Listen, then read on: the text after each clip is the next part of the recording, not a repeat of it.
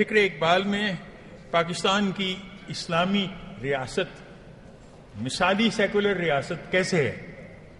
کیسے ہو سکتی ہے؟ تو عرض کرتا ہوں، پاکستان کے دانشوروں اور علماء کے مختلف طبقوں میں ایک اہم مسئلہ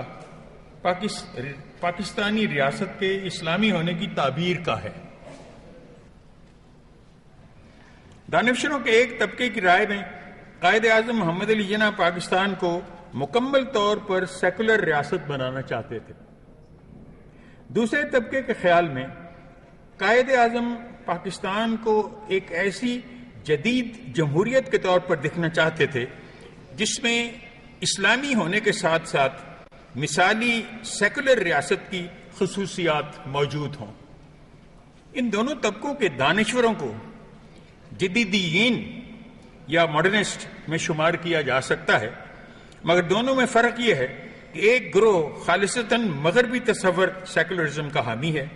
اور دوسرا اجتہادی سوچ کا علمدار ہوتے ہوئے مغربی سیکولرزم کی مثبت اقدار کو اسلامی ریاست میں سمو لینے کا داعی ہے۔ تیسرا طبقہ ان علماء پر مشتمل ہے جو تقلید کے قائل ہونے کے سبب اگرچہ پاکستان کو روایتی طرز کی اسلامی ریاست بنانے کے خواہش مند ہیں، وہ جمہوریت کی موجودہ شکل کو قبول کرتے ہیں، مگر اسلام سے متعلق ان کے سیاسی مقاصد، مثلا روایتی اسلامی سول اور کرمنل قانون سازی کا نفاذ، تو وہ پاکستان میں زیادہ تر آمریت کے ذریعے ہی سے حاصل ہوئے ہیں، جیسے کہ جنرل ضیاء الحق کے عہد کی اسلامائزیشن سے عیاں ہے۔ تاریخ مسلمانان میں اسلامی ریاست کی جو روایتی شکلیں ہمیں نظر آتی ہیں اور جو شرعاً جائز تسلیم کی گئی ہیں، تعداد میں 5 ہیں: انتخاب، نامزدگی،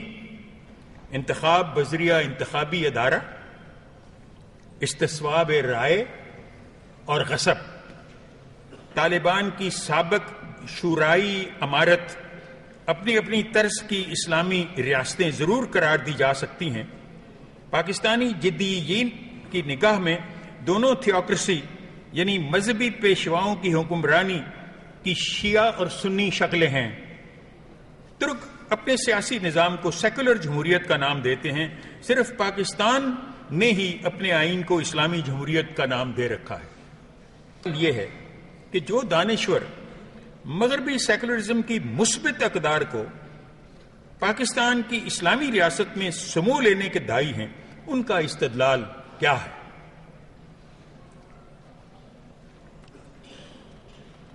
وہ کہتے ہیں، کیا مسلم نیشنلزم علاقائی، نسلی یا لسانی نیشنلزم کے مغربی تصور کا اسلامی اصول امت یا ملت کے ساتھ امتزاج نہیں؟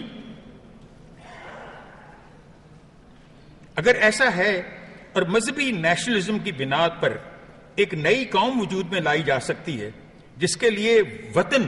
پاکستان حاصل کیا جا سکتا ہے، تو ایسا کیوں نہیں کہ مغربی تصور سیکولرزم کی مثبت اقدار کو اسلامی ریاست میں مدغم کر دیا جائے؟ ان کا موقف یہ ہے کہ قائد اعظم مذہبیت کی بنا پر حاصل کردہ ملک کا نظام حکومت لا مذہبیت پر کیسے استوار کر سکتے تھے، اس لیے یہ کہنا کہ وہ پاکستان کو ایک سیکولر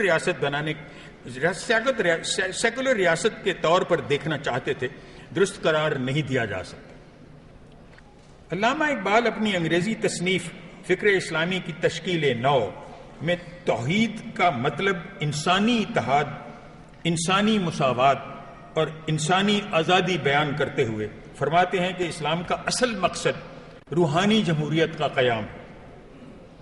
معلوم ہوتا ہے یہ تحریک کرتے وقت ان کے ذہن میں میثاق مدینہ کا تصور تھا، جو مسلم، یہودی، مسیحی اور کافر لوگوں پر مشتمل ایک وفاقی جمہوری طرز کی آئینی تحریر تھی جس میں سب کو امت الواحدہ قرار دیا گیا تھا۔ نے خطبہ الہ آباد میں علیحدہ مسلم ریاست کے قیام کے بارے میں اپنی تجویز کی وضاحت کرتے ہوئے اپنے خط مورخہ 11 جنوری 1931 بنام سید نذیر نیازی میں تحریر کیا ہے کہ مجوزہ اسلامی ریاست ایک نصب العین ہے اس میں آبادیوں کے تبادلے کی ضرورت نہیں، بلکہ اس میں غیر مسلم اقلیتوں کے حقوق کا تحفظ قرآنی فرمان سورہ 22 آیت 40 کے تحت مسلمانوں کا فرض ہے۔ بانیان پاکستان میں خصوصی طور پر علامہ اقبال نے بحیثیت ایک فلسفی سیکولرزم کے بارے میں اپنے خیالات کا اظہار کیا ہے۔ وہ فرماتے ہیں کہ حیات کی اساس دراصل روحانی ہے، اور یہی اصول مادے کی مختلف اقسام کی متغیر صورت حالات میں اپنے آپ کو ظاہر کرتا رہتا ہے۔ اسی بنیادی اصول پر علامہ اقبال کا تصور ثبات فی التغیر قائم ہے۔ یہ ثبات فی التغیر ان کا وہی تصور ہے جس کو وہ پرماننس ان چینج کہتے ہیں، اور وہ اسلام کو بطور دین و تمدن اسی زاویہ نگاہ سے دیکھتے ہوئے تحریر کرتے ہیں کہ جس معاشرے کی بنیاد اس اصول پر رکھی گئی ہو، اس کے لیے لازم ہے کہ اپنی اجتماعی زندگی کو ثبات اور تغیر کی قدروں سے پیوست رکھے۔ ثبات کی قدر سے ان کی مراد عبادات یا اسلام کے وہ احکام ہیں جو غیر متبدل ہیں،